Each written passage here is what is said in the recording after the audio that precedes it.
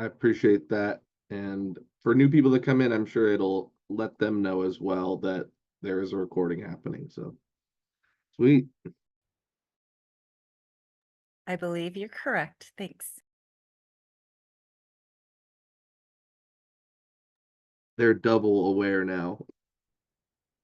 Everybody's aware. Yes, awareness is good, right? I agree. It would be kind of jarring to discover that, oh, I didn't know I was being like, even if it's just audio, you want to know. Right. So Exactly. Yep, for sure. Alrighty. I know Blake will be coming back, but Thomas, I'm gonna have to sign off because I have mhm, another meeting to get to. totally. But have a wonderful work group meeting, guys. All right, sounds good. Take care. Thank you. You too.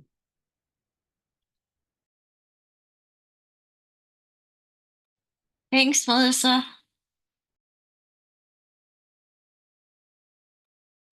Cool. So I think we'll probably get started in about 3 minutes now.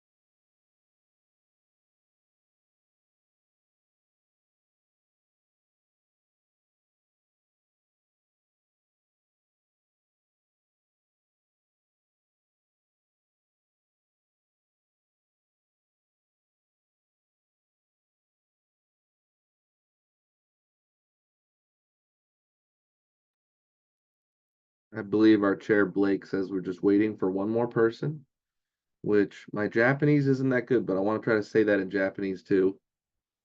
一人もっと人まで待ってる. Waiting for one more person.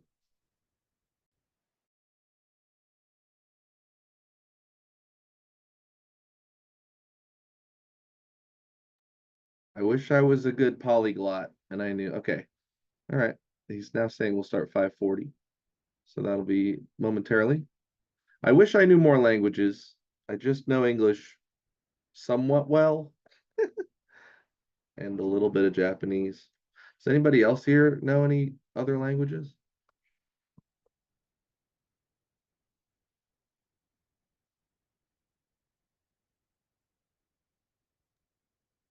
I had a bad Spanish teacher in high school, so not really. She used to talk about her cats and her plumbing and anything but Spanish. That's too bad. I appreciate that share. That's interesting. I found that if I do the Peggy Hill and just add O to the end of the English word, it works. I used to attend a church with a lot of folks who were from Texas, and they all agreed that King of the Hill was just a documentary of Texas, effectively.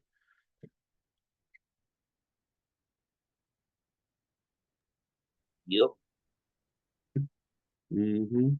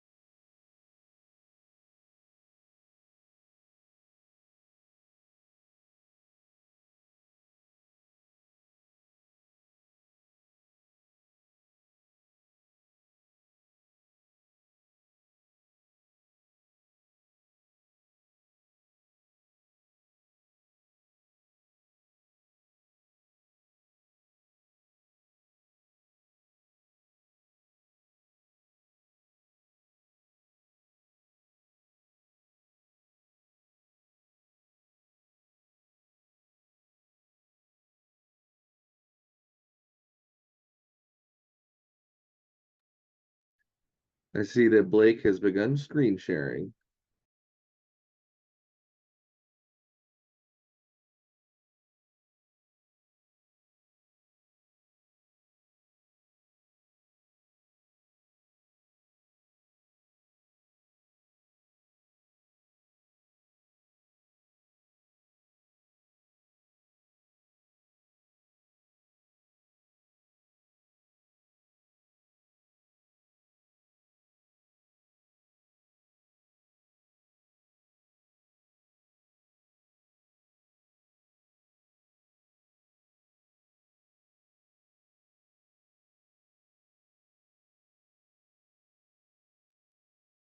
So while we wait, I shared this story on KPW Newsday today. A man, I forget where he was in the country, it wasn't here. A man burglarized a home and he went into the home and folded the laundry, washed out a few things, took a shower, put some food on the stove for the victim of the house, uh, filled the bird feeder, took out the recycling, whole list of things that this man did besides just and he didn't try and steal anything. He drank some wine and ate some food. Kind of a bizarre burglary.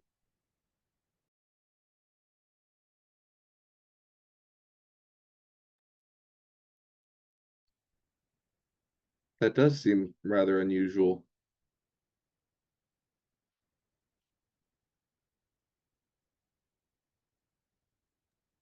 Not Just in something case. you hear about every day. Yeah. Just in case anybody isn't seeing the chat, Blake is just putting in a few updates. It's clear that he's making an attempt to join in full, but he says he's triaging a phone issue right now. That's why we can't hear him. Well, should we start a little early without him, or should we wait? I'm sort of comfortable with either. Do our other members of this call have any persuasion one way or another? I'm okay waiting for just a short moment. I'm going to wrap something up over here. While we're waiting, then I guess I will come out and put the question out there, since I at least have you, Thomas, and I'm sure Blake can chime in when he gets in. But I think we need to know what's going on with the main HRC. Our liaison between this group and the city, Ray Charles, was fired as soon as he came back from his leave of absence. And Fabio seems to be under fire for a litany of things. And I'm wondering why all of a sudden the focus on the Maine Human Rights Commission and what's up with the city's butt. Why are they doing this? What is the focus here? What are they trying to accomplish? Are they not happy with what we're doing? I don't know.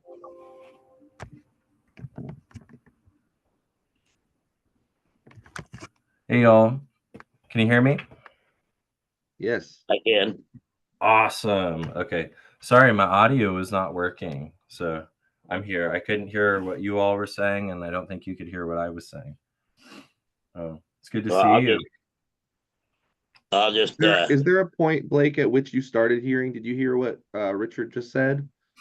No, I've been triaging a phone issue for about 5 minutes or so. So this is the first time hearing anyone. Sorry about that. Well, I'm gonna throw it out there again real quickly. I gotta know, and I think our members should know what's going on with the main HRC. As you know, and probably don't like, our liaison between this group and the city has been fired, Ray Charles, and that was as soon as his leave of absence came about. You know, and then Fabio seems to be under fire for a litany of things, and I'm wondering what's up the city's butt that they're all of a sudden focusing negatively, and that's putting it nicely, on the main HRC. And what is the point? And are they mad at us, or what the hell's going on? I'll leave it at that. Yeah, I can speak to a little bit of it, and we did speak about it at our last HRC meeting. I don't know, Thomas, had you responded to any pieces in answering some of that question before I jump into it? No, I just wanted to, and he did a very good job of accurately stating it the same as he had before. The only thing I could add is I did see that HRC meeting is on YouTube, which is encouraging to see those starting to go on YouTube, at least in that instance. I haven't actually even watched all of it yet, but I wanted to add that in. Yeah, I'm happy to hear it's on YouTube too. Yeah, so, well, I think that's probably going to be your best source of information, where we had an opportunity to discuss it with the city of Eugene. There's multiple commissioners that have voiced concerns around the termination of Dre. And we have been in conversation with the city about that termination. And there's some concerns that have arose through the NAACP. The NAACP has asked that the Office of Equity and Community Engagement no longer contact the NAACP, or so there's a major some major barriers to us liaisoning with the NAACP, with the city of Eugene. I've been in communication with all the reps from the NAACP, and been briefed on Jay's experience. And there's a tort notice that's publicly available if you want to read through what Dre has said he experienced with his employer. yeah, so that's probably the best source set of resources. I was pretty open that I disagree with the decision, and I am asking for answers as well. So, but that being said, our current liaison is going to be Melissa Carino, who we all know, who was here to support us when Dre was on leave and has supported us in a couple capacities. And Melissa is going to be that primary point of contact for anything involving the homelessness and poverty work group. Tonight we're meeting in our ad hoc capacity because this is kind of a planning session for our work planning phase. So just an opportunity to connect, talk updates, and think about priorities that we want to sustain in the work plan as a group, so that can get approved by the HRC next week and then put through to City Council by the end of the month. So that's that's where we're at today. It's a really disheartening situation, and I'm disenchanted by the decision of the city of Eugene. I think a lot of us have worked with Dre and felt very supported and connected with him. And I would encourage reaching out to him if you have his personal contact information, and just just stay connected with him. He's going to be working with the NAACP, and is he's doing okay. So yeah, and I'm sorry that you all weren't able to be more in the loop through homelessness and poverty work group meetings. With that happening when we were out of session, it was really hard to be able to communicate with you all about that situation happening. So if you do have any questions regarding it, just review. You can review that. You can request that tort notice with public records. And if there is anything that you want follow up on, you can connect with me and I can connect you with the right people. So, Thomas, I don't know if there's anything that you'd like to add. There was a lot of conversation at our last Human Rights Commission meeting, but that's the general synopsis for my lens. I appreciate that. I definitely share concern about Dre's the way that all went down with Dre. And I want to also I have a curiosity that I don't know if you, Blake, or anybody here is more knowledgeable about a concern from expressed by NAACP leadership about uh being asked to center white comfort was the phrase that I saw used a few times. Um, and so I didn't know what that instance or instances. I don't have more details about that, and I don't know if we have really the operating space to talk about that too much, but that was the thing I was curious about, and I was like, I wouldn't want that group to feel that they have had to do that. And I also kind of want to know, just maybe it's not that I have the right to peep all the way into something of that nature. I'm not uh, from that community on some level, so I don't know.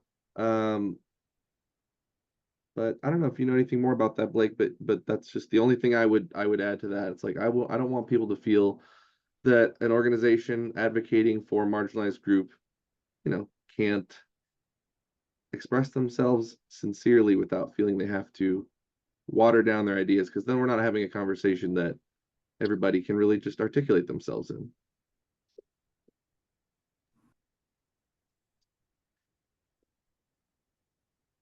I also see that Richard has a hand. Yes, thank you. Wasn't one of the members of the main HRC a member of the NAACP, and didn't he quit? And isn't Yes. what's up with Fabio?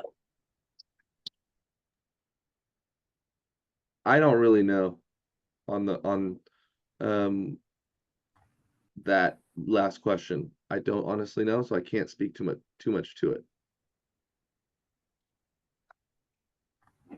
Yeah, and Thomas, to follow up and answer that question, yeah. So Damon Hawkins was the who is the president of the NAACP, was a commissioner on the Human Rights Commission, and expressed exactly what you had referenced, Thomas, that he had some ethical concerns associated with the conduct of City of Eugene personnel, and the feedback that the NAACP received after the MLK Day March, and the termination of Dre. So all of those types of human resources decisions would have been made in the Office of Equity and Community Engagement. So Fabio being Dre's supervisor, and then the City of Eugene department being Central Services. So they have not provided us with a lot of information regarding the particular circumstances that led to termination, because the HR, it being an HR matter. So we don't have all of the details associated with that. However, the NAACP has been very vocal about their concerns, and I've liaisoned with them to understand it in more detail, and to to talk about the HRC as a public body, advising City Council where they would like collaboration or support, if there is avenue for engagement. But currently, their communications with the City of Eugene Office of Equity and Community Engagement have ceased.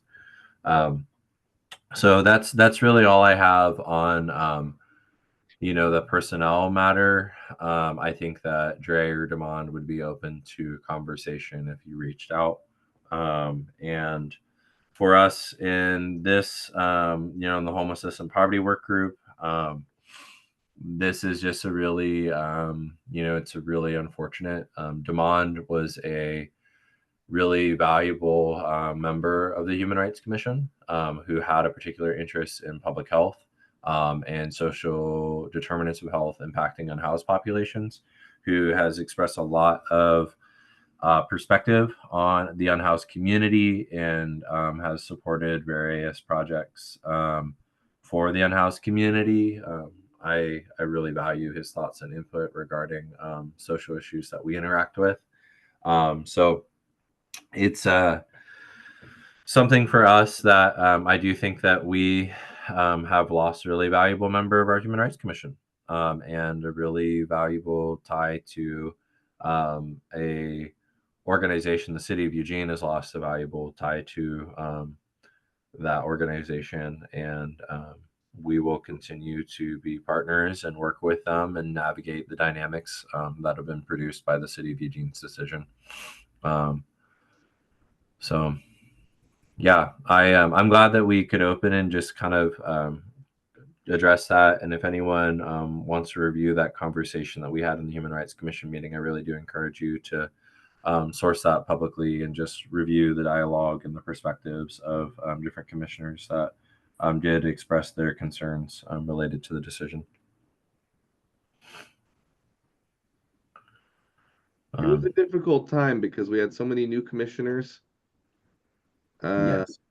And so you never want to shield people from this is what's real. This is what we're working through at this moment and confronting and trying to heal from.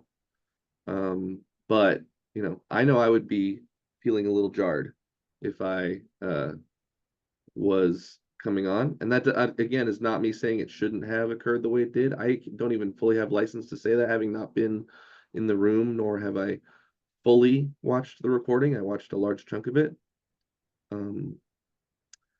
But it's tough. So, but this is tough work. We're doing tough work on behalf of people that need us to do so. I look at my bandwidth, and I look at what I want to do and be a part of moving forward. And this time I'm still here, but I don't know, So just appreciate really everybody who's here. And yeah, that's my part of this before we get to the agenda. or whatever you want to do, Blake. I really appreciate your leadership, as I appreciate everybody here. Well, Yeah. I'll just say this: if that is all happening, then that makes us all vulnerable. And if that's the case, because we might be pissing off the city, I'm more than happy to oblige at any time. So if that makes me a target, so be it. Yeah, I appreciate the perspective, Thomas and Richard, and that we could clear the air. And I think what's really important for us is I don't think that, the Human Rights Commission isn't going to be a target of things. I think that for us, it's about commissioners understanding the incident. And to be honest, there's work to do. It's a damn shame that Dre's not doing this work with us anymore. But there's work to do. We're in a society, in a city with a plethora of human rights issues, and homelessness is an ongoing crisis in our community, and there are thousands of people out on the street who do not have a place to live tonight and are, struggling to survive. And that's what we're here to do. And working with a large institution like the city of Eugene, there's always going to be personnel decisions that we have to navigate, and political and social and organizational challenges that we have to navigate. But that is, just as Thomas said, exactly why we're here. We're here to ask those questions. We're here to take the considerations of people who have negative experiences, and we're here to advocate on behalf of people who need a voice and might not be able to access these spaces and conversations with municipal and political leaders in the way that we can. And so we're gonna get this ball rolling, and we're gonna come into this year strong, and we're gonna navigate the challenges that we're confronting right now as a commission. And I've got thousands of peeps on the street that I care about, and I want to make sure that we do them justice. And we do work, and we put forth policies and procedures and recommendations to city council that can produce meaningful change in their lives. So that's what we're going to do. And that's why we're here, and that's why we're going to continue doing the work that we do. So, yeah. So, all right, let's kick off our meeting, and if anyone has any follow-up or anything, just touch base with me. Happy to discuss. So we're in a work planning year with the Human Rights Commission. Right now, the Human Rights Commission is on a biannual work planning session.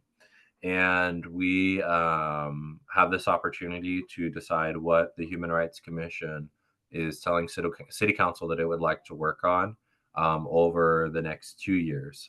So we did have a recess throughout the summer months. And that recess was prompted by the commission being out of session. And so when the commission is out of session, its subcommittees are also out of session.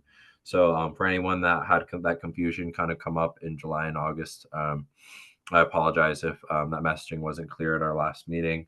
But it will happen only once every 2 years. And this time is for our commission and working group to really think about what we want to work on. We had a really productive work planning session at the HRC retreat in August, where we examined some of the key issues of current human rights commissioners and talked about what are some of the key priorities. And in that retreat, homelessness, housing, and poverty alleviation were 3 major topics of conversation. The intersection of social identity and complexity of navigating the crisis response system and public health systems came up. And there are a number of issues that I think have been brought up within our working group in the past. So as we organize in this ad hoc committee capacity, our goal is really to produce some work planning items, talk about those priorities. And so I think what I'd like us to open up with, Richard, is hearing about your engagement with League, and what are some of the key issues that are impacting our lived experience folks in the advisory body. And I see Richard and Julie, you're both here, so I'm not sure what your current engagement is with League, if you're still in the positions that you were holding. But I'd love to hear what are some of the key priorities that you all are working on, and we'll use that as a catalyst for our work planning session this evening. Well, thank you.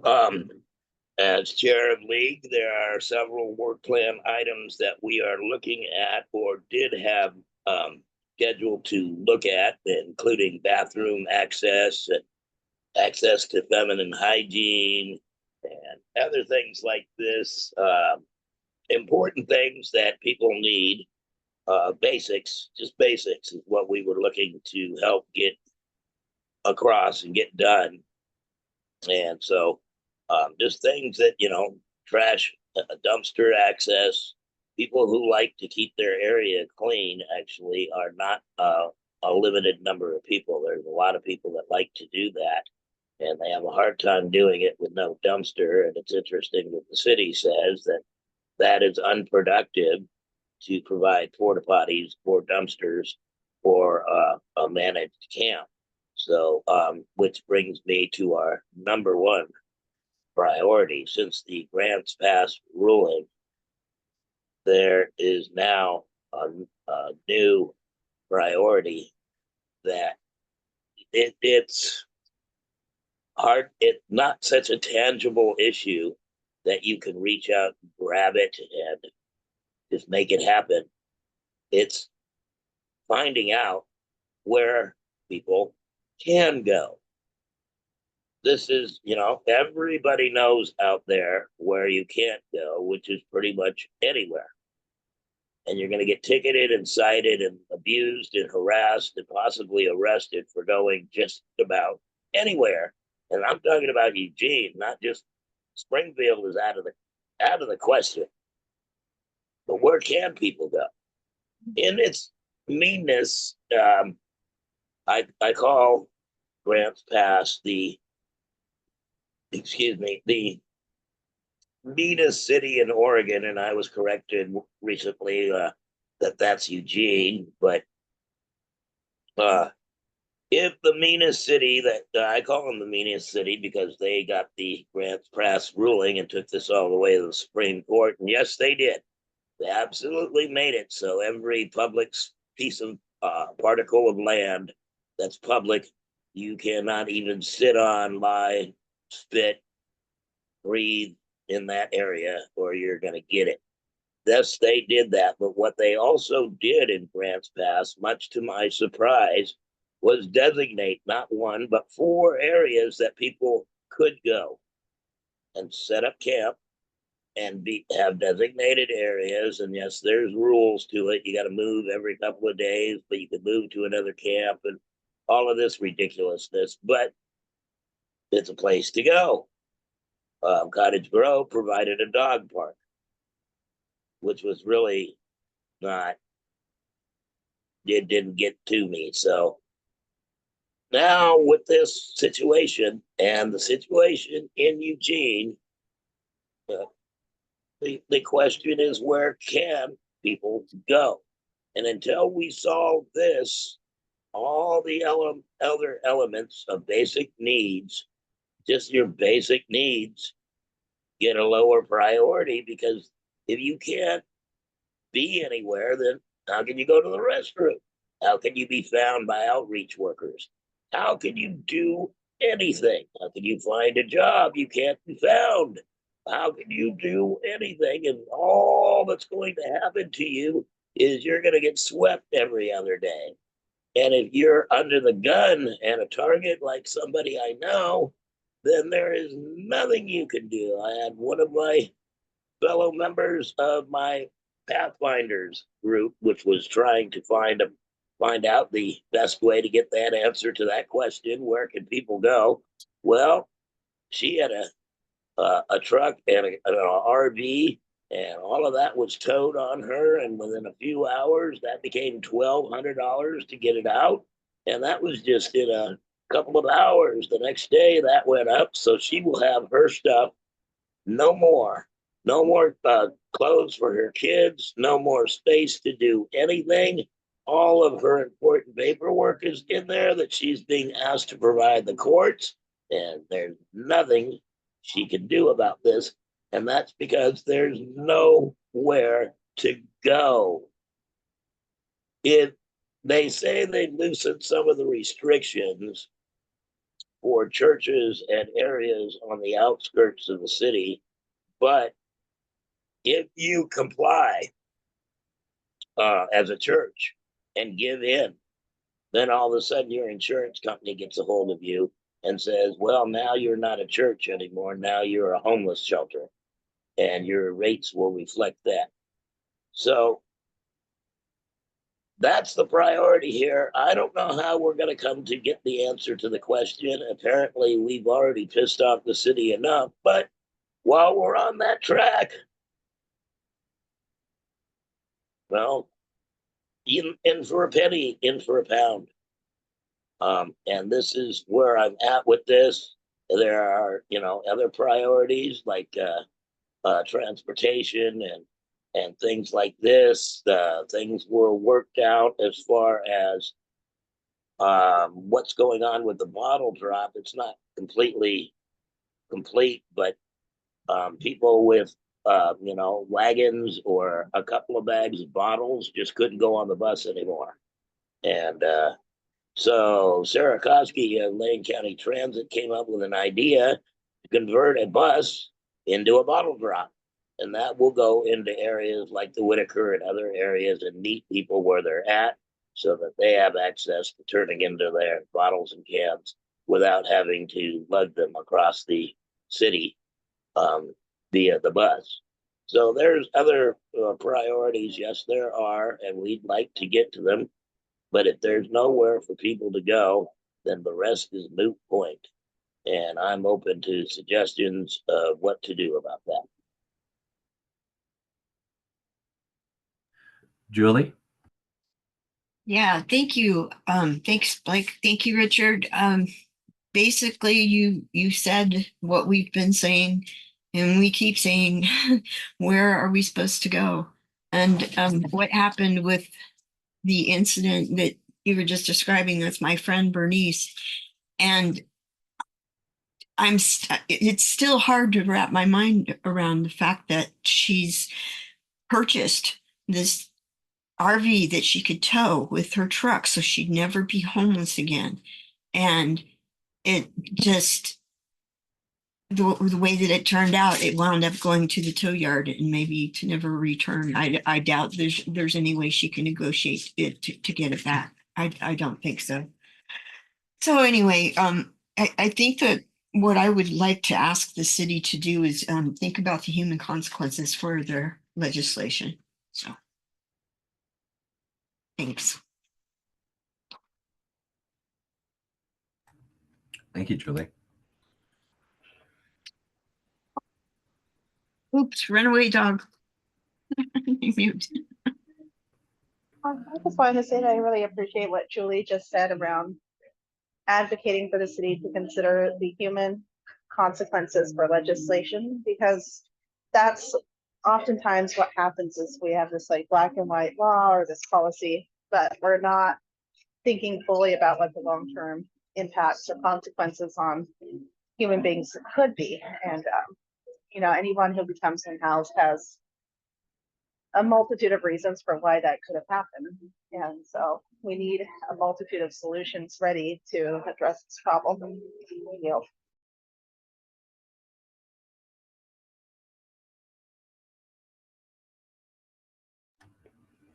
Yeah, thank you, Jolene. Yeah, and I think looking at this, so I see some really common themes in some of the pieces that we're bringing up, and I think that there's ways to look through the perspective that both Richard and Julie shared from the Lived Experience Advocacy Work Group into probably creating a few work plan items and updating work plan items. And I think that last piece around looking at the human consequences, we may be able to come up with a a work plan item that examines some of the ramification of legislative decisions, and we could probably integrate something more broadly that assesses that. So I'm not sure, like from a wordsmithing perspective, like where that fits. So I'd really like to, as we read through some of the work plan items that we do have identified, to take that perspective and make sure that these ideas are encompassed in some of the work plan items that we might sustain. And then if they're not, let's propose some additional items that could be integrated. Richard, I see your hand. Yeah, I don't want to monopolize this, but one thing that comes to my mind in all of this, in addressing my question, where can people go, is to take Lori Haber's report and update it, especially about the costs of criminalizing homelessness, how much it actually costs to do this, as opposed to doing things the right way. The cost differential is enormous, and doing things the way we have done is costing taxpayers a ton of money. And I was told recently that people don't care about that, but I disagree. I think people would care intently if they knew the difference in what they would pay if people were actually given a place to go. This is not just a whim on my mind here. The county did this back before the pandemic with that piece of land that now has become dusk dawn to dawn. I mean, that was a camp that was set up in this kind of response, and it was a minor camp, and it was run by Eric Jackson at the time, which was fine. But then it began to grow to 100 and 150 people. And even for Eric, that was just unmanageable. So things got out of control, and the camp had to be torn down, and people were put into dawn to dawn or left to their own devices. But this is not unprecedented. The county has done this before, and the county can do it again, and so can the city if there's the political will. But if we all say to ourselves, well, that's just too big of a bite to chew, I can't do that, then we're part of the political will problem. We're part of that same problem. I yield.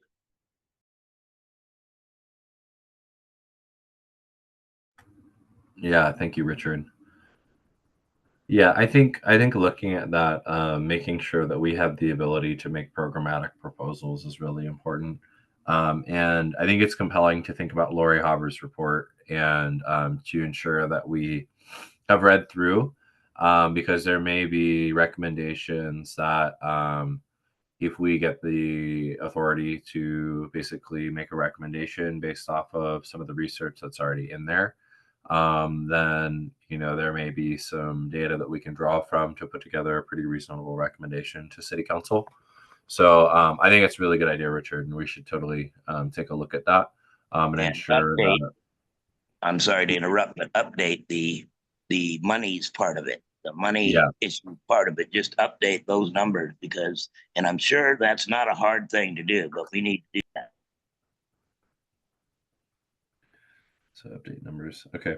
And I am taking notes. So as we look through, we'll kind of examine through that lens, and we'll make sure that we have that. So I think it's a really good idea, Richard.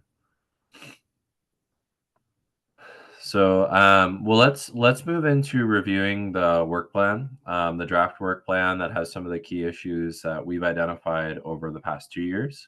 And we can go kind of line by line. This work plan has a variety of work items from some of the other aspects of the HRC. So we might see some that aren't directly associated with the work of the homelessness and poverty work group, but we will see some that are familiar work plan items that we have done in the past. So I'm going to go ahead and share screen on this draft work plan. So can you all see draft 25-26 work plan?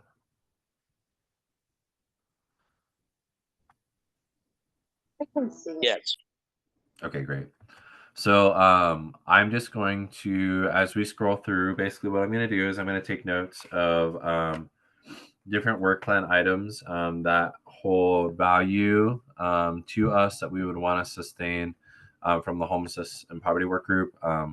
In the notes section, typically, typically it has a homelessness and poverty work group written, but I'm looking here and seeing that maybe a couple of the like work group attributions were removed. So we'll just read through each of them. And then I'll write down the numbers of the ones that we want to sustain. And then we can talk about editing editing any of them that we read and where we want to expand or reduce or do something different. So let's just go kind of line by line here. We'll try to like, if you can give me content or ideas, I'll do some of the wordsmithing to go into this draft document for the HRC. So looking at our first goal, so goal number 1 is that community oriented.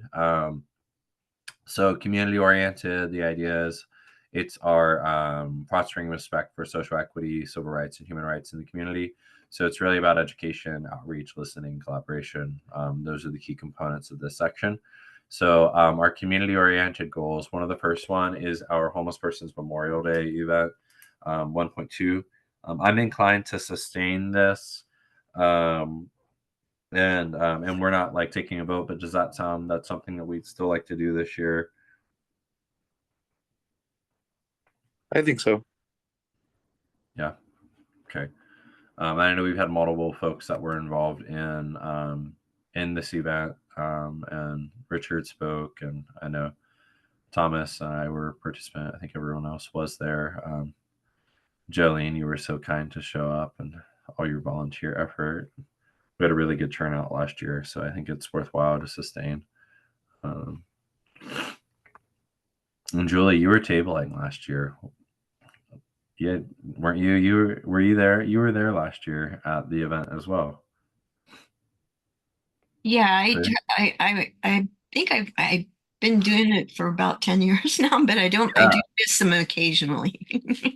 Yeah, great. I'm just looking. I just looked at our panel view, and I'm like, I think we were all there. That's fabulous. Yeah. So it's definitely this event has some coordination. There's a little bit of a lift, but I have the all the event planning sheets and know what we need to do to hold that space. So the first step would just be getting our DAS permits and making sure that we can get the property. So we'll sustain their monitor efforts. So this is something that these are assigned by code. So 1.5, conduct one or more listening sessions for individuals and families experiencing homelessness and poverty in the city of Eugene. So 1.5 has been a ongoing item. This is something that I have seen us do in a couple different modalities. So we have had trouble kind of organizing as a group to arrange like a broader event, but we've done a culmination of street outreach work in coordination with folks in our own social networks and professional networks. So I'm inclined to sustain 1.5, but I think that it might make sense to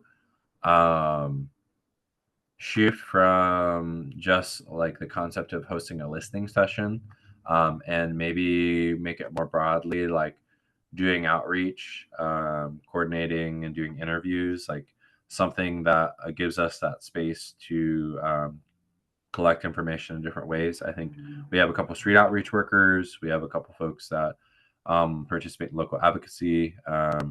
And we have a couple folks that are pretty talented journalists and interviewers. So I think we might think about expanding that. Jolene? I think you might have answered my question, but I was wondering, like, for the purpose of, because storytelling means a lot to me, and I kind of think about what happens once, somebody's story is shared. And I just wanted to kind of see what is the impact of people's stories when a listening session, like how are these listening sessions getting connected to results and action in the community.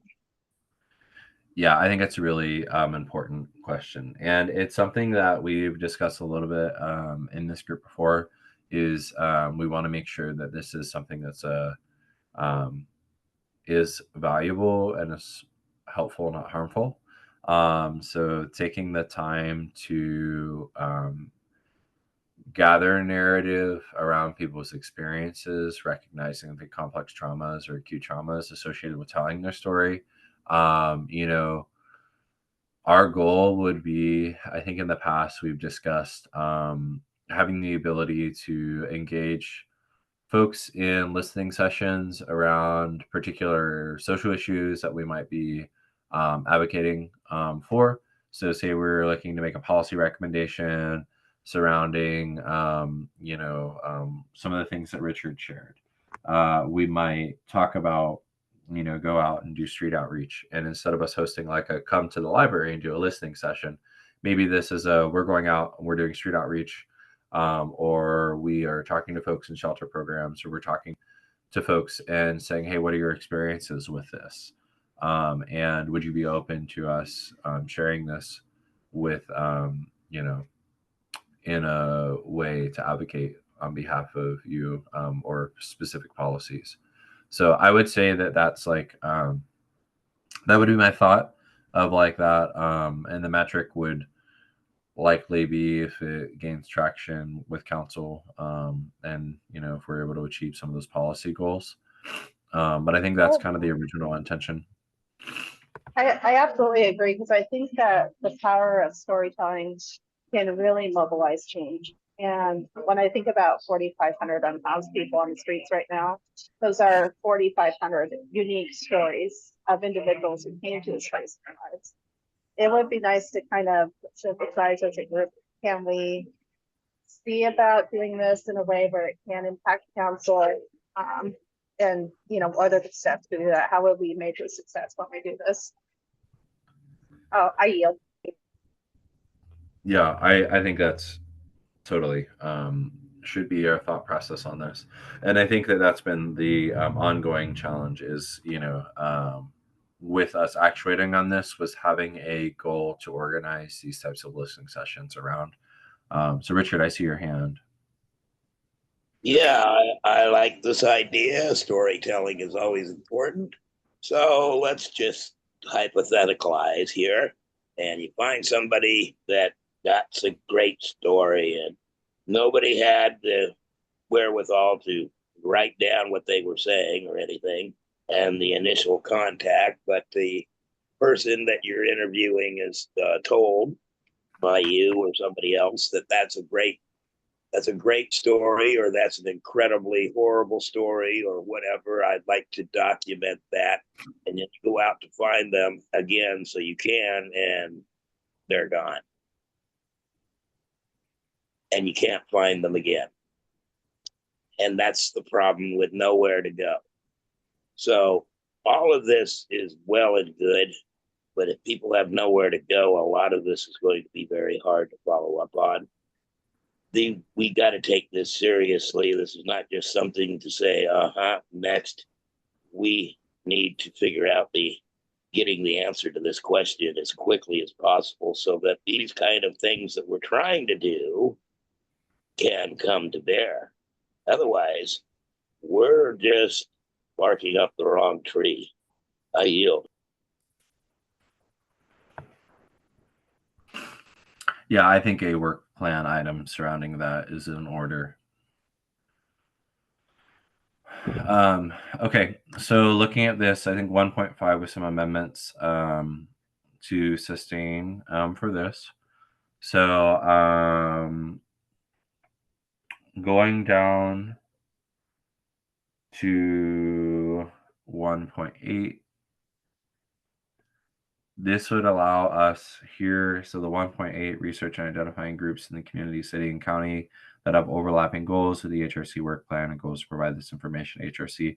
So this really aligns with what we're actually doing with you, Richard and Julie, having this opportunity for us to collaborate with other boards and commissions or municipal entities. So 1.8, I think, is really meaningful, and that will translate to multiple areas with the Human Rights Commission. Engaged unhoused community and community groups to encourage reporting of hate and bias incidents, elicit feedback, document barriers to reporting. So I think 1.9 is definitely something we want to sustain. It parallels 1.5 with a more explicit focus on hate and bias incidents, which I think that this is something that we visited quite a bit, whether it be talking about our market on Highway 99 or the Dizzy Deans incident. This is giving us the space to try to connect with those victims and other people that may express, having different incidents occur. So I think 1.9 makes a lot of sense to sustain. Richard? Let's see how to put this.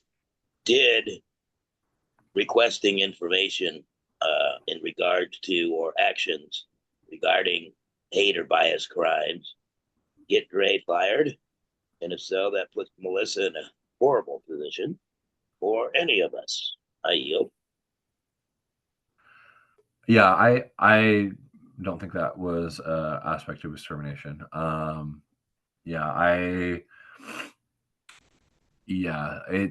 think that this is this is totally unrelated to that. But what I will say is that it can be challenging when you're searching for information, municipal entities, coordinating with a lot of different departments, but I don't think it impacted his termination.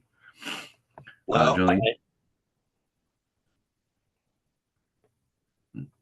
Jillian or Richard? I don't mind going after Richard. Well, just to follow up real quick here, a lot of times when Dre was requesting or demanding actions regarding hate and bias crimes, he got no traction. He got no response. As of his absence, there is still a lot of unsolved mysteries there in all of the hate and bias crimes that he requested information on or actions. And none of those are actually, I don't know of any of those that were solved.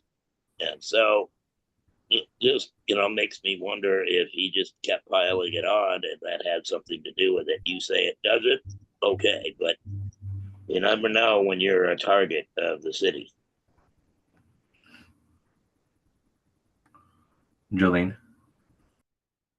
Yeah, I agree. I feel like with 1.10, the initiative on there to build community with BIPOC communities, I feel like the city has they're kind of like have an obligation to kind of explore what went wrong. The Black community here really has been impacted by recent events, from what I can tell. So if this is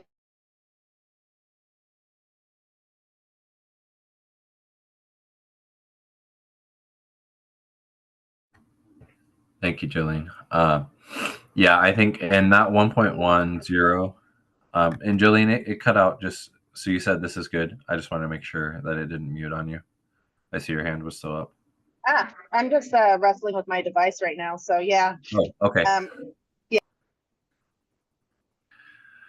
Yeah. So looking at 1.9 and 1.10, I think sustaining that 1.10 engages multiple areas of the Human Rights Commission.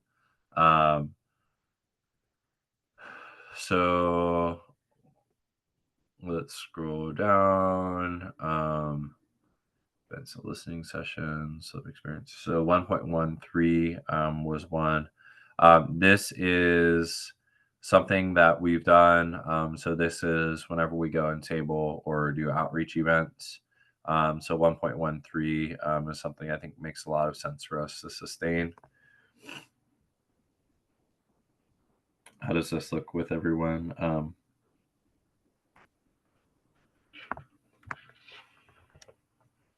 Good. Okay. conversation around wealth creation. And this intersects with some of Commissioner Booker's interests in economic opportunity for a variety of demographic groups. So this, I think, will be important for what we're doing.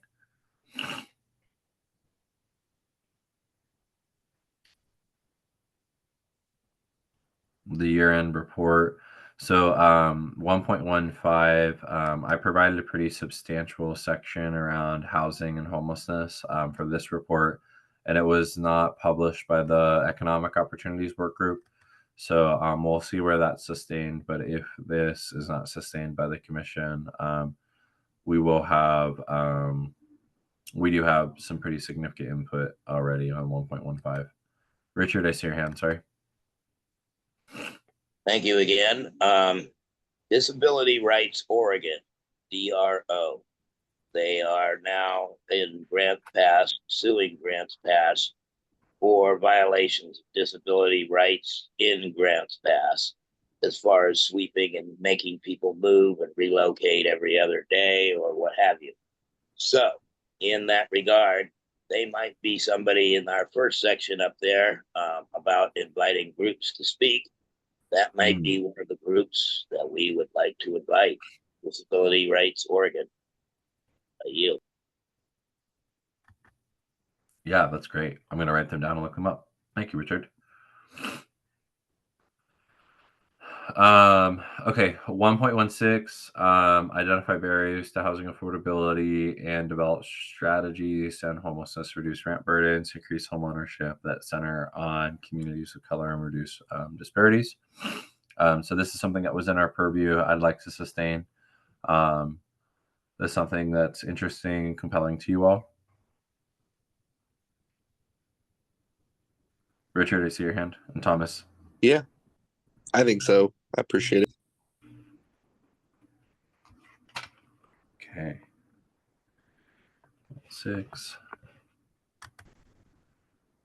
Okay. Our second section here, liaison role. So this is our, the way it's written, engaging cooperative endeavors with the community and with the City of Eugene advisory groups that provide civil and human rights and social equity. So this goal of being a liaison is our work with different city departments and entities. So just thinking about that in perspective for these.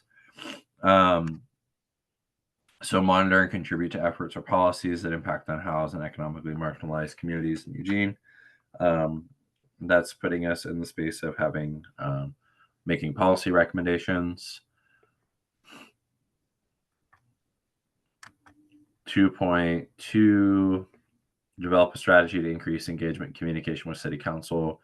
This is kind of a broader goal of the Human Rights Commission that we're working through, and Councilor Leach has been a really good steward for that and fostering that conversation.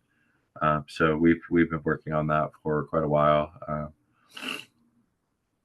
2.3, identify various housing affordability strategies for ending homelessness that center on communities of color, culturally specific or responsive, and result of reduction in disparities in homelessness and rent burden among people of color in the City of Eugene.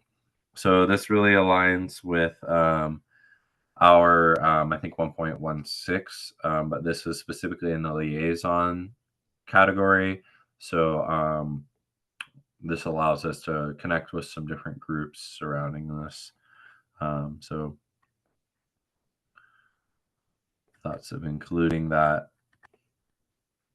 And I guess if anyone, and I'm clicking back and forth between different windows. So if anyone has a thought and I don't see your hand, and I don't call on you within like 5 or 10 seconds, just kind of shout it out that you're interested in sharing something. But I think this is one that makes a lot of sense. Advocate to recognize homeless people as a protected class in all relevant domestic legal frameworks. So this is something that we've talked about significantly that we've been working on. This is actually the item that Lori came and spoke with us about. And I'm thinking about looking at the language here doing some amendments to mirror the language used in our Salem. So the currently how this is written in City of Eugene Code, it's unhoused people, and it's for only hate crimes, so not bias incidents. So we might think about amending 2.4 to talk about to use language that more directly reflects City of Eugene Code, and us talking about bias crimes, not just or bias incidents, not just crimes. So this might be something that we could provide some updates on, and just change some of the language, even just some of the framing of recognizing individuals experiencing homelessness instead of homeless people. Some outdated lexicon there. What are your thoughts on 2.4? Would it make sense to be more specific and change some language?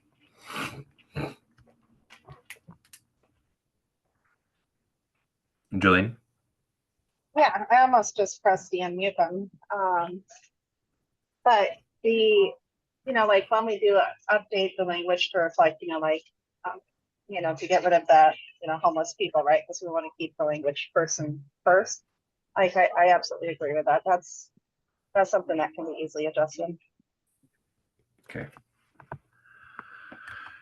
And I think this aligns a lot, Richard, with your what you shared about Grants Pass and some of those same concerns. I see your hand. Indeed. Thank you. This is fine.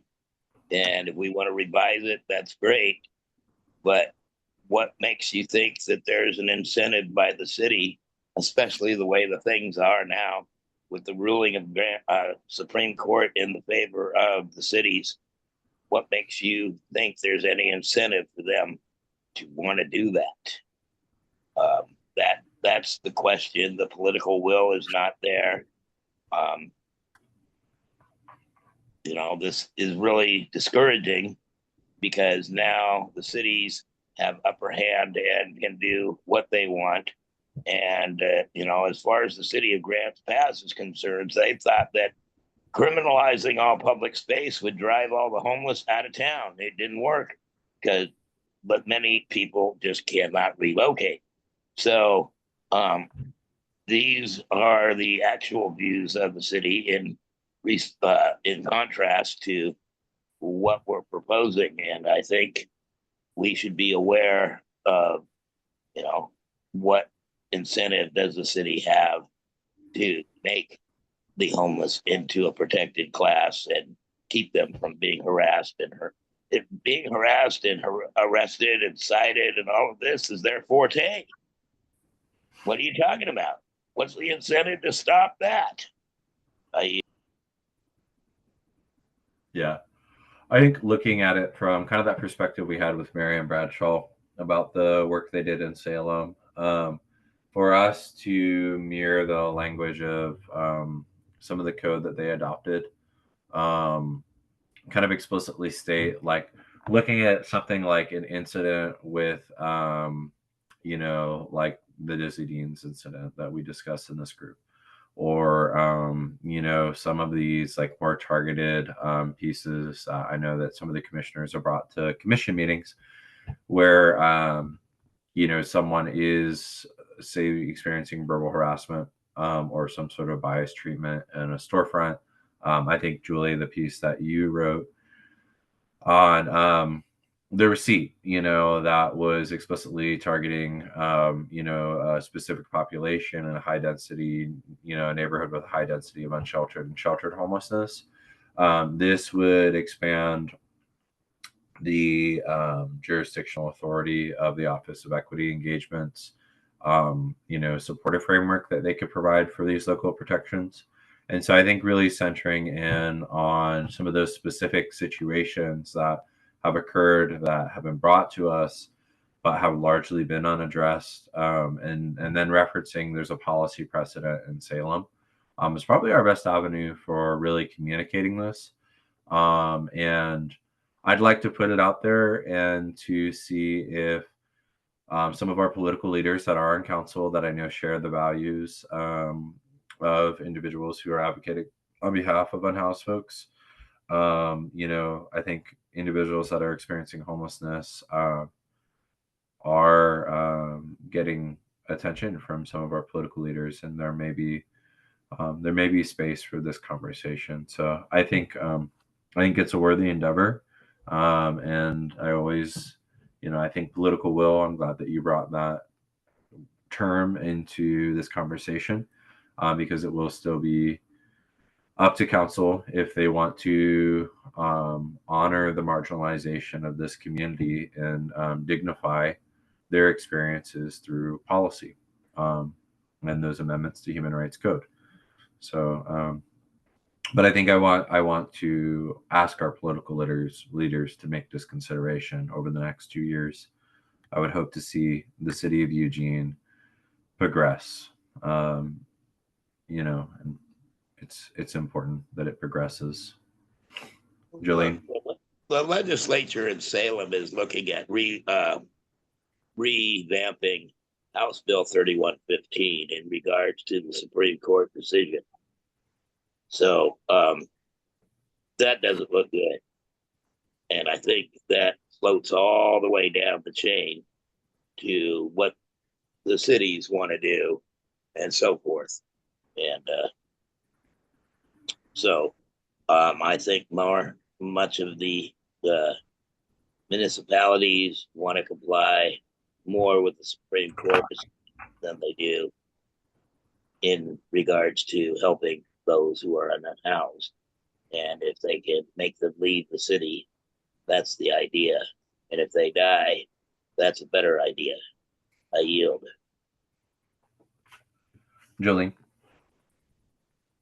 Yeah, I always appreciate, the enthusiasm that's brought to these conversations, by Richard and others. And actually, I was thinking about what Richard said earlier about how much it costs the city to deal with, like chronic houselessness, and that is tied to our mass incarceration, with the unhoused population having a direct pipeline to carceral institutions.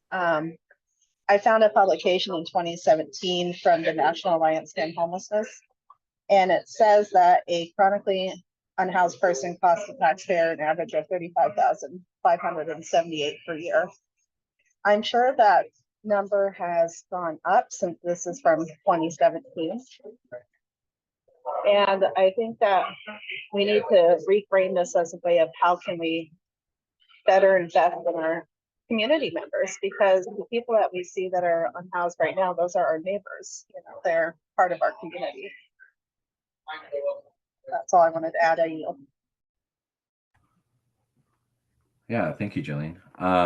I think integrating that component is going to be a really important aspect, because I think it's some pretty substantial data to integrate. So if you want to send over that study, and then if we don't feel like we have a work plan item that puts that in our purview, let's draft one this evening so that we can put that in there. Also, real fast before I yield again, all these items are what we will be focusing on for the next year or 2 years. Yes. Yeah, Correct? that's the idea. Yeah. Okay. Yeah, I'm wondering what people think about synthesizing on a few like highlights or ways to kind of, because when there's a lot of, like we can have a collective goal towards, a desired outcome. But I wondered if there were a few that the group really wanted to highlight on, like, I think number one, like where can people go? And it's like Richard said over and over, it's like, I think Rick, we could focus on that and try to get a response from that. That would be good. I yield. Yeah, I agree, and I think us going through this is kind of making sure that we can, we want to sustain specific elements, and this work planning process. I think making sure that we address the particular needs and things that we're interested in exploring, and then we can do that prioritization. Some of these are purview. These are to provide us purview to be able to provide comment or input. And some of these are really actionable, where we're saying, hey, we're going to get this explicit thing done. And yeah, so I think for us, kind of making sure that all of everything's on the table, and then we can decide, you know, what our priority and focus is going to be over, you know, each quarter. And that's kind of how we've been setting it up. It's just saying, hey, what are we working on this quarter? What are we going to be investing time into? So I really like that idea of prioritizing as a group what are going to be our core focuses. And there's a couple key questions that I think are centering our dialogue. So, okay, I've got some notes on 2.4. So I'll see if I can put together something that reflects that. And 2.5, this mirrors what we put in earlier. This is a work plan item that I integrated so that we could have a explicit focus on the interaction of sexual orientation and gender identity. And that was something that we were focusing on as well in this population. You know, there's a plethora of reasons I could divulge into, but I think that we all can understand that this is a group of Eugenians that experiences a significant amount of trauma and bias and discrimination, usually on the intersection of their identity. I've worked with multiple individuals, you know, from the LGBTQIA2+ community that experience discrimination on a routine basis. They have a higher frequency of exposure to bias due to their vulnerability and just exposure. So I think that this is an important group to include, an important work plan item to sustain.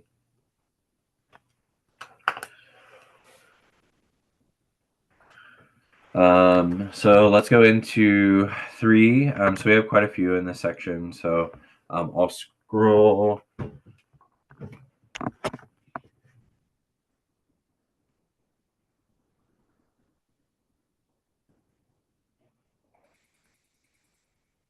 So I believe we're kind of down at the end.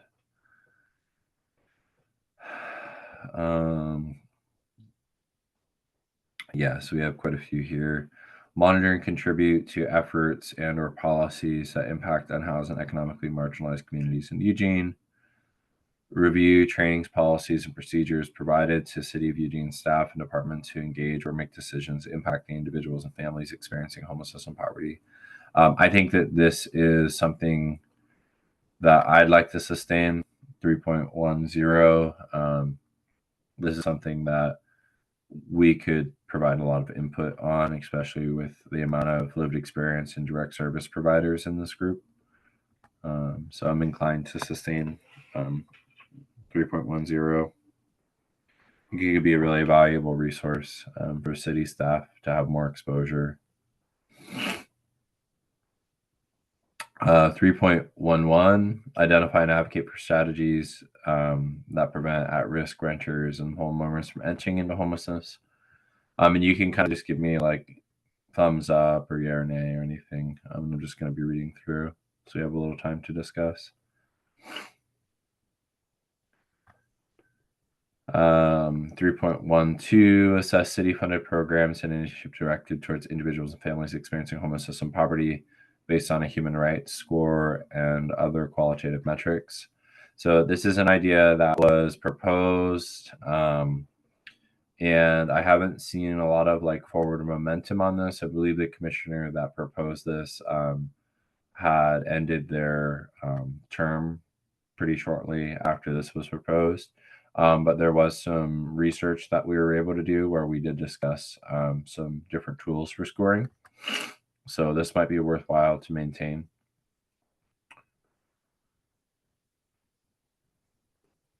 Review and make recommendations on the personal practices and financial costs associated with camp clearance and citations issued to individuals and families experiencing homelessness and poverty in the City of Eugene, and prepare a public report for dissemination.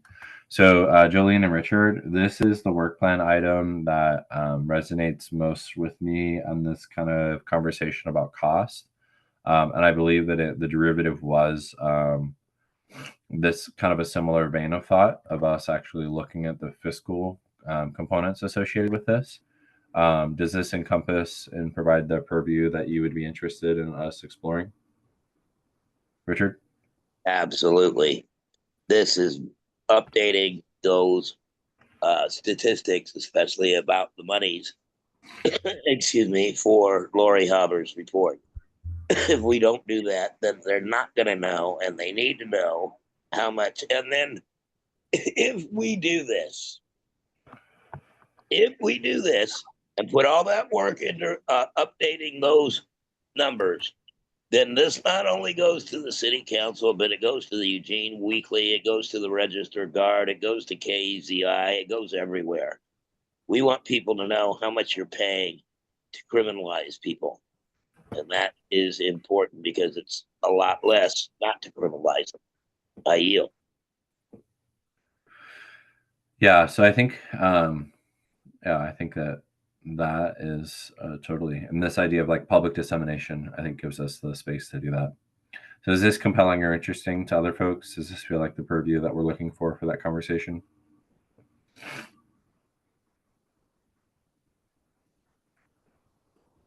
Not everybody talk at once.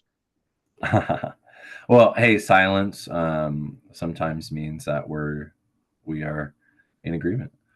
So let's go on to 3.14. So 3.14, this relates a lot But I've to been the only one talking all the meeting. I've been taken over. That's my problem. That's why I'm so embarrassed. I'm just kidding. What did you say, Thomas? I'm embarrassed. I'm talking over everyone this whole meeting. No, I'm just kidding. Sorry. Oh, I was like, I haven't heard you. You need to unmute then. You're funny. So 3.14 for folks that were here when Jackie and Cynthia were talking about natural disaster response. I think, Richard, you've talked about this on multiple occasions, talking about natural disaster, hazardous weather events, change of climate. This is something that Demond had expressed explicit interest in as well. So thinking about those public health needs, thinking about emergency management. Jackie, Commissioner Lowe, has a lot of thoughts on this. So I think sustaining this so she has space to explore this would be beneficial. Promoting guidelines for the United Nations Special Rapporteur's guidelines for the implementation of the right to adequate housing. So for folks that aren't familiar with this, there is the UN has said that set up some criteria for what adequate housing and accessibility looks like. So this is kind of rooting back into that broader connection for implementation of some of the housing policy ideas in the city of Eugene. 3.16, explore and provide proposed alternative procedures of dealing with minor offenses, individuals and families experiencing homelessness to reduce the imposition of criminal penalties for sitting, sleeping, lying outside of public property, public ways, and other places not meant for human habitation when adequate shelter or alternatives cannot be obtained. So this is most associated with our conversation about clearance practices, and would give us purview to continue to make recommendations in that space around the criminal, the minor offenses, most of them being minor misdemeanors through the municipal court. 3.17, review and make recommendations, policies, and procedures used to monitor the number of beds. This is actually something that Richard, when we talked about the natal stages of the shelter finder tool. So 3.17 gives us some purview to provide recommendations to different staff populations at the city of Eugene to implement and utilize that shelter finder tool. So I think that would be a really important recommendation that could come out of 3.17. So I think we maintain that. 3.18, review and make recommendations for the allocation of resources towards staff and training dedicated to direct service crisis intervention behavioral health city funded programs and initiatives serving individuals and families experiencing homelessness. So this is essentially saying if you're going to award contracts with public funds, these are the types of trainings that those contractors should be receiving before they're engaging with this population. And for DSPs in the room, I think this is a really valuable thing for us to be thinking about. I've worked with city contracts. I think that they're always looking for different things to mandate and training. And there's been a lot of mirroring what county contracts recommend. So this might actually be a really constructive way for us to provide resources to contractors in the city of Eugene and some perspective from the human rights lens, what we like people to make sure that they have exposure to. So if you're interested in this, I think that we could put together a pretty valuable recommendation.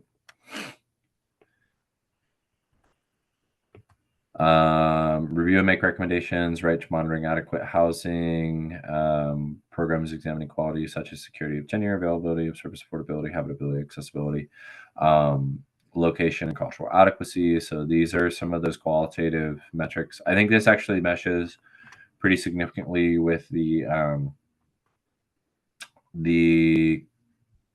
human rights score. There might be an opportunity for 3.12 and 3.19 to be consolidated.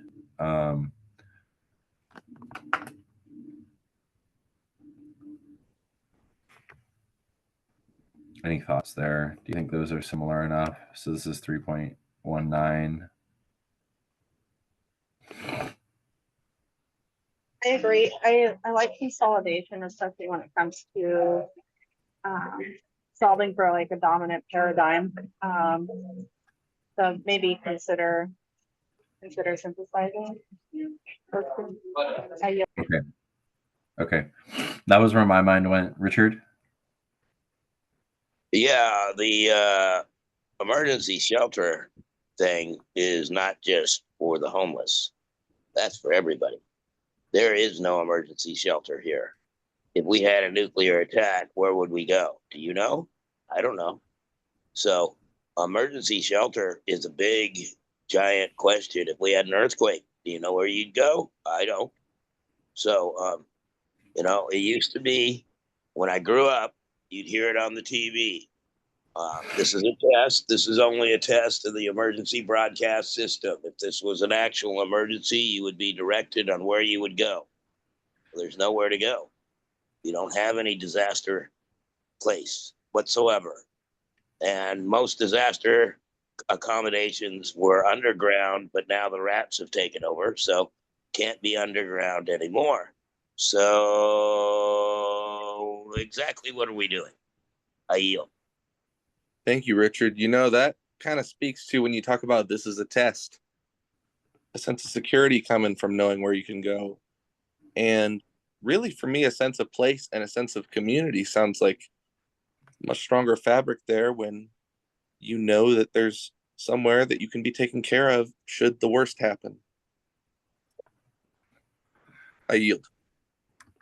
Yeah, I think that this is really important given our location.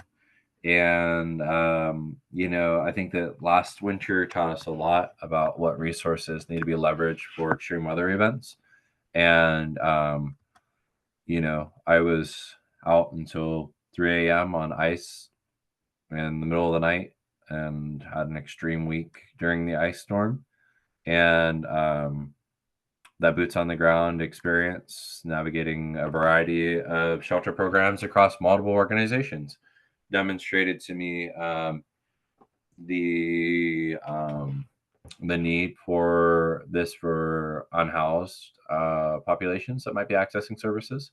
And I think that's kind of at the underlying core of the Egan Warming Center's mission. But then I think there's also this idea of we do live in a region that's prone to fire. We do have a significant there is a significant threat of natural disaster, whether seismic or fire activity are probably our most significant natural disasters that could occur. And there are also those natural disasters that are of a much smaller scale that I think that a lot of people aren't aware of. And, I could share a little personal narrative of that. But, I'm a person that lived in Eugene, and when my apartment building burnt down, there was no safety net for me. And it was really surprising how little the municipality engaged in ensuring that I had an adequate place to reside. And, there was very limited financial assistance. And, a lot of people in the building that I lived in, experienced homelessness or had to migrate because they couldn't get into a shelter alternative or a housing alternative. And so I think there's a lot of opportunity here for us to explore and make sure that there's actually an adequate system for addressing those types of things when they occur. So I'd like to sustain that, Richard, and I just really want to echo what you're stating. I don't think we have a comprehensive enough plan. There's a lot of people falling through the cracks. And I see a hand of Jolene and then Richard, so I'll let you two have the floor. Yeah, thank you for that. I know that we are, as a community, wildly interested for probably the next 5 and 20 years. People will be, unfortunately, in a state of relocation. So, the events, that's inevitable, as we can see the hurricanes, how bad they are right now. And I'd also like to kind of highlight that people are in a disaster or falling into disasters every day right now around us. It's just unfortunately so common in our community. That I feel like I'm worried that it has, in a sense, somewhat become normalized. And that kind of brings me back to storytelling, because when you can really convey someone's personal story, their lived experience, you can add that humanity back to what they are experiencing, then more initiatives are likely to follow.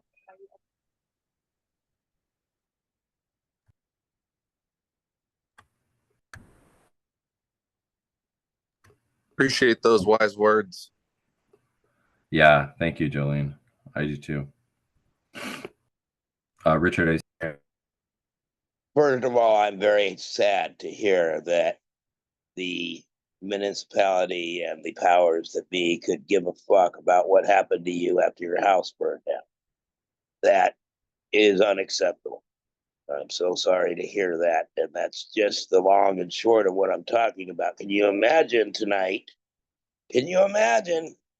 Close your eyes and just imagine being in Tampa right now and being homeless. Okay. And I've seen many a couple on the news, many people on the news after their house got blown away in Florida or whatever. Couples of all ages, people of all ages going, now what do we do? We have nothing. People in North Carolina, now we have nothing. Now what are we supposed to do? I'm so sorry to hear that this is the reaction here and abroad when people suddenly and without warning become absolutely homeless. And if you're in the Tampa area and already homeless, you're going to get swept away. And if you're not already homeless, you just very well may be. This is very, very troubling to know that places, once you are in that position, those people who survived the wildfires a couple of years ago, they're still out there. Yes, they brought the Red Lion building to house a few of them, but there are still people out there that are homeless, that are subject to the same harassment, citations, fines, sweeps, and all kinds of stuff that were involved in the wildfires. When you are uprooted because of natural disaster, and then you have to deal with all of this day to day because there's nothing you can do about that but get out of the house with the clothes on your back before they burn. This is just absolutely unacceptable. We need to do something different. I yield.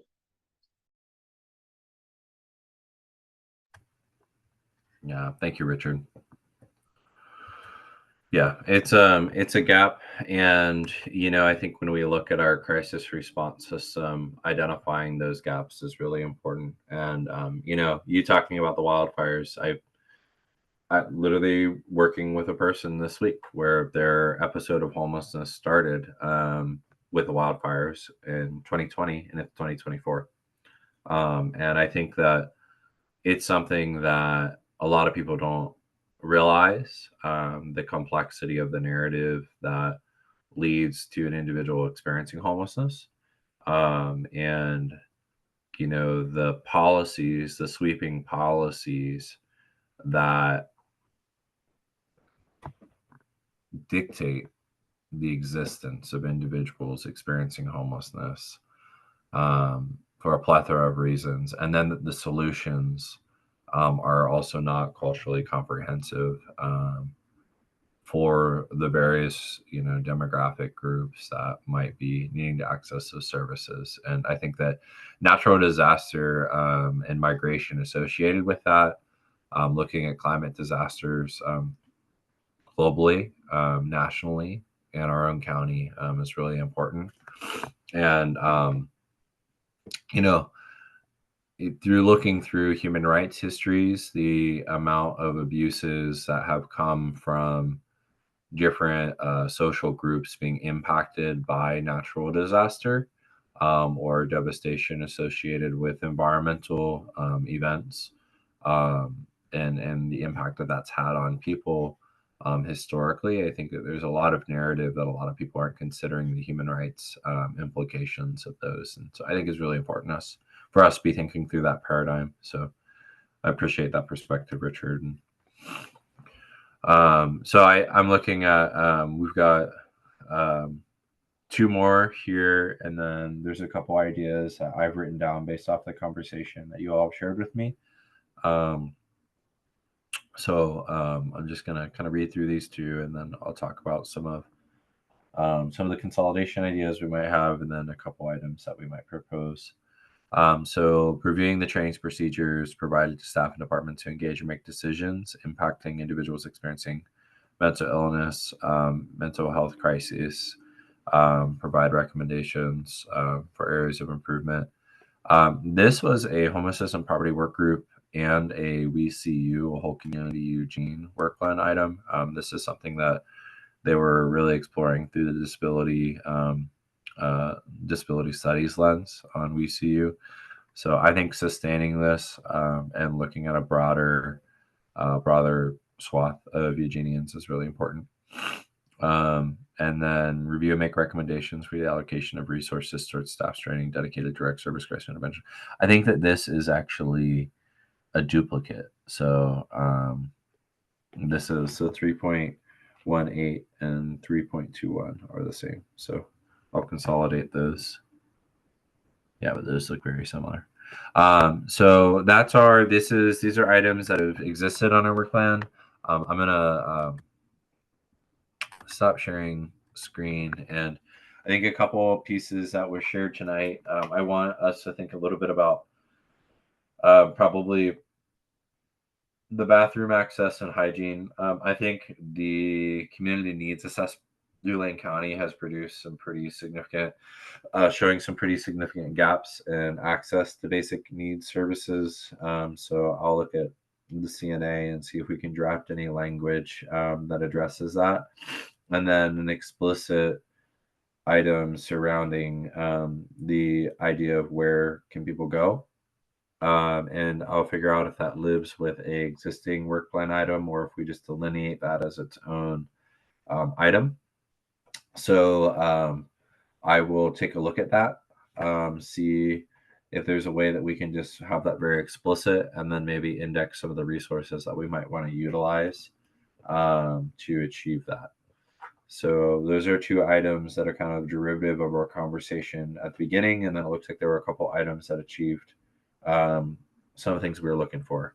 So Richard, I see your hand, and then I think we'll hold this space at the end here just to make sure if there's anything else that's floating that you propose it, and then I'll do some wordsmithing and make sure that our ideas land in a work plan that goes to the HRC.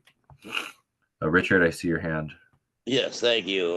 The Disability Rights Oregon says it's illegal and against the Constitution and against the law, against federal law, to remove and make people relocate that are disabled. I think that's one thing to keep in mind when we're talking about all of this sweeps and all of this that's going on. This is illegal, and we can't just sit by and say, as the Human Rights Commission, that is very sad and that's very bad. There's nothing we can do about it.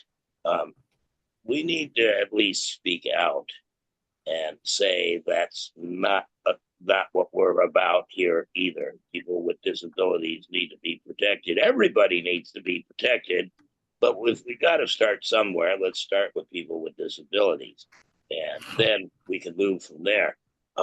That we have to segregate people into sections to get some kind of action at all is ludicrous, but we can do that if we get the backing of Disability Rights Oregon and all this kind of thing, so that people just can't be swept on a whim. And people are being swept out there on a whim, contrary to any human rights policy or any other policy that's out there. Any other 72-hour notice, that's all gone out the window. How about 10 minutes? That's what you get. 10 minutes or you're going to jail. And I don't give a damn if you're in a wheelchair or not. I yield.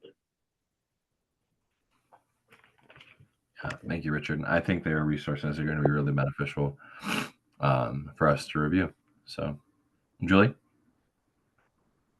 Yeah. Hey, everybody. I have to go to work shortly, so I'm going to sign off, but I just wanted to say thank you for putting this all together, especially since we don't have our normal personnel.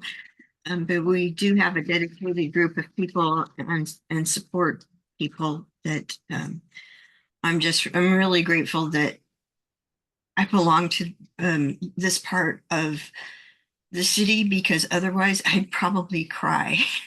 This way I don't have to. So thank you all very much. And I'll listen in a little bit and then I'll slip away. Appreciate Yeah, I'm already. You. Yeah, thank you.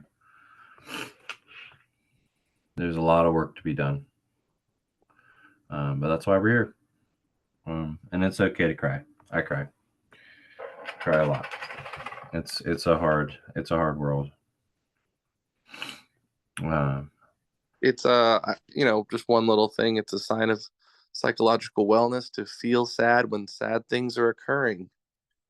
So, crying is definitely part of the ride. Every day we learn about things in our own backyard and everywhere around the world that are so moving and so sad. So I appreciate everybody's sentiment, and I share in the weeping that occurs when we go into this stuff. So thank you all. And thank you, Julie. I hope you have a good time at work.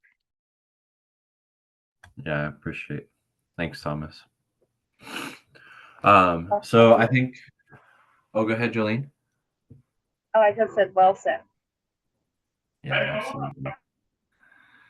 Well, looking at this, y'all, I think this is something that we can get some substantive work plan items put through. And if there's anything that you think of that we didn't cover tonight, just send it over to my email. And I'll try to make sure that gets on the draft work plan that we'll be reviewing next week. And yeah, I appreciate you being here and putting some thought into this. I'll get the wheels turning on the Memorial Day event with City of Eugene staff. And then if anyone has any interest in participating in that, just shoot me an email so that we can think about ways that we can engage and organize for that event. And truly, I appreciate you all just being here and providing the contributions. I think what's so hard about doing human rights work sometimes is that there is so much to be done. And it's really valuable to have a dedicated group of folks that, you know, I've had the pleasure of working with a lot of you for almost half a decade now, which is pretty wonderful to say. And so just the opportunity to collaborate and think through some of these things and set some goals for the next 2 years is pretty exciting. So I appreciate you all, and I'm happy that we were able to meet this evening and talk about some of these goals. So with that, I think we are in a place that we can call our meeting to adjourn, unless folks have any other contributions or ideas that you'd like to end on before we call it a night. Okay. So we're an ad hoc group tonight, so we don't have to do any Robert's rules. We can just say good evening. So I appreciate y'all being here, and we'll send out some information whenever this work plan gets approved, but we'll plan to meet next month. And I think still aiming for the first Tuesday is probably the best bet. So this was kind of a weird month where we had a Tuesday that was like the first day of the month, and there wasn't enough time to communicate with everyone. So we'll aim for maybe the first Tuesday of next month and make sure that we have some time to connect on some of these work planning ideas and set priorities for the year. I suggest that we get out Lori Haber's report for the next meeting and start updating it. Okay, great. So we can put that on the agenda. Great. All right, thank you. All right. Thank y'all. You, Richard. Good Thank evening you. here. Thank you. Thank See you. you again. All right. Thank you, Jolene. Thanks, Thomas. Peace out. Take care. You too. Have a good night. Have a good night.